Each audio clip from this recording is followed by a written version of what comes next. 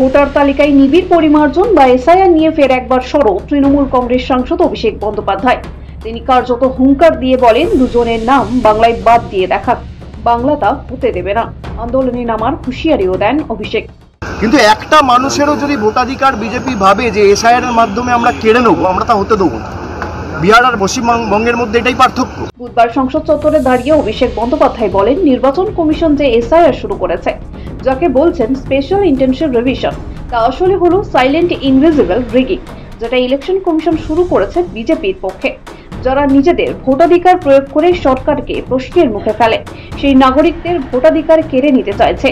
বাংলায় এসব করে লাভ হয়নি, বিহারেও মানুষ জবাব দেবেন। কুকুরের নামে রেসিডেন্সিয়াল সার্টিফিকেট মানুষ ভোট দিতে পারবে। এই যে এসআইআর ওরা বলছে স্পেশাল ইন্টেনসিভ রিভিশন, এটা অ্যাকচুয়ালি এসআইআর মানে হচ্ছে সাইলেন্ট ইনভিজিবল রিগিং, যেটা ইলেকশন কমিশন শুরু করেছে বিজেপির পক্ষে। যারা নিজেদের ভোটাধিকার প্রয়োগ করে প্রকৃতভাবে সরকারকে প্রশ্নের মুখে ফেলে, সেই সমস্ত দেশের নাগরিকের ভোটাধিকার কেড়ে নিতে চাইছে ইলেকশন কমিশন।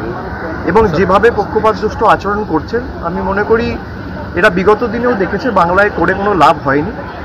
বিহারে করেছে, আমার বিশ্বাস বিহারের মানুষ জবাব দেবে। অভিষেক বলেন, বাংলার মানুষের সঙ্গে বিমাত্র সুলভ আচরণ 2021 সাল থেকে করা হচ্ছে। আগে টাকা আটকে দিয়েছে, এবার ভোটাধিকার কেড়ে নিতে চাইছে।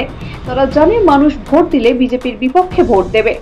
মানুষের প্রতি এই যে বৈমাত্র সুলভ আচরণ, তো আমরা 2021 থেকে দেখেছি।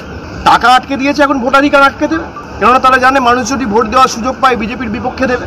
বাংলায় এরা চেষ্টা করবে, অনেক লাফানি ঝাপানি করবে, কিন্তু তৃণমূল কংগ্রেসের প্রতি মানুষের আস্থা, আশীর্বাদ, ভালোবাসা বাড়বে এবং 2021, 2024, 2023-এর পঞ্চায়েতের থেকেও ভালো ফল তৃণমূল কংগ্রেস 2026 সালে করবে।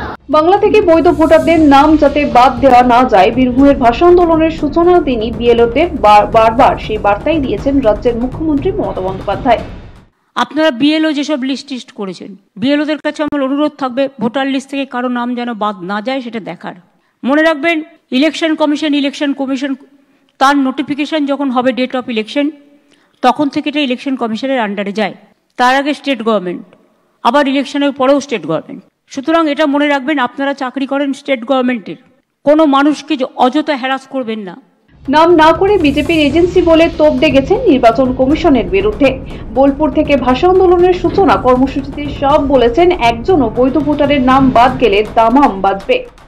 বাংলায় নাম বাদ দিয়ে দেখুন, শঙ্খ বাজিয়ে দেবো দামামা। যদিও মুখ্যমন্ত্রীর সেই মন্তব্য নিয়ে এবার সরব হয়েছেন বিরোধী দলনেতা শুভেন্দু অধিকারী। সব বলেন, গুজব ছড়াচ্ছেন মমতা বন্দ্যোপাধ্যায়। বিএলওদের বার্তার পরেই মমতাকে চ্যালেঞ্জ, শুভেন্দুর নাম বাদ যাবেই। গত কয়েকদিন ধরে লাগাতার মিথ্যা পোস্ট করে চলেছেন পশ্চিমবাংলার সবচেয়ে বড় মিথ্যাবাদী, আন্তর্জাতিক খ্যাতিসম্পন্ন গুজব রটনার মাস্টার মমতা ব্যানার্জি। মমতা বন্দ্যোপাধ্যায় বলছেন না, কারো নাম কাটা যাবে না। হ্যাঁ মমতা ব্যানার্জি, শুনে রাখুন, নাম কাটা যাবে কাদের? কাটা যাওয়া উচিত কাদের? রোহিঙ্গা অনুপ্রবেশকারী, বাংলাদেশি মুসলমান অনুপ্রবেশকারী, ডবল এন্ট্রি ভোটার, মৃত ভোটার এবং তার সাথে সাথে আপনার আইপ্যাক নাট্য কোম্পানি এবং আপনার যে ফেক ভোটার আপনি তৈরি করে রেখেছেন, অস্তিত্বহীন ভোটার, তাদের নাম। যদিও বিজেপিকে পাল্টা তোপ দেখে অভিষেকের সব বার্তা, দুজনের নাম বাংলায় বাদ দিলে আন্দোলনে নামার হুঁশিয়ারি দিলেন তৃণমূলের সর্বভারতীয় সাধারণ সম্পাদক। ব্যুরো রিপোর্ট, সময়, কলকাতা।